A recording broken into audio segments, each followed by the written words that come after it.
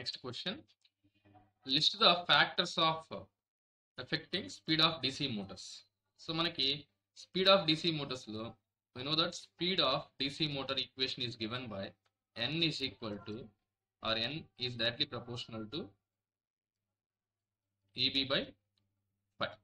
So దీని నుంచి మనము n is equal to some constant into V minus IA RA divided by flux. That is flux.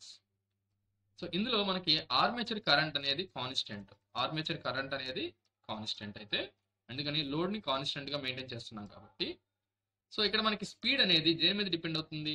Speed depends on armature voltage. So speed depends on armature voltage. Armature voltage. So armature voltage EB కావచ్చు, are supply voltage కావచ్చు. Supply voltage V. So మనము వీని decrease చేస్తే, వీని increase చేయకూడదు, వీని decrease చేస్తే మనకి స్పీడ్ కూడా తగ్గుతుంది. సో ఈ మెథడ్ని యూజ్ చేసుకొని మనము స్పీడ్ని బిలో రేటెడ్ స్పీడ్లో కంట్రోల్ చేయొచ్చు. And next third one RA, armature resistance. Armature resistance.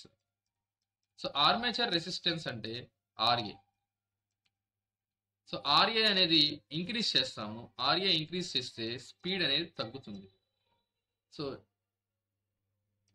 ఆర్ఏని increase చేస్తే స్పీడ్ అనేది తగ్గుతుంది. సో దీన్ని కూడా మనము below rated speeds. And second control చూస్తే, ఇది first control.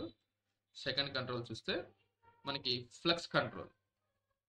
Flux control. So flux control means ఇక్కడ చూడండి, ఫ్లక్స్ అనేది డిక్రీజ్ అయింది అనుకోండి. ఫ్లక్స్ డిక్రీజ్, ఫీల్డ్ కరెంట్ తగ్గిస్తున్నాం. సో ఫీల్డ్ కరెంట్ తగ్గిస్తే స్పీడ్ ఏమవుతుంది? ఇంక్రీజ్ అవుతుంది. సో ఈ మెథడ్ మాత్రమే అబోవ్ రేటెడ్ స్పీడ్లో యూజ్ చేస్తాము. అబోవ్ రేటెడ్ స్పీడ్, ఇవి రెండు బిలో రేటెడ్ స్పీడ్స్లో యూజ్. Thank you.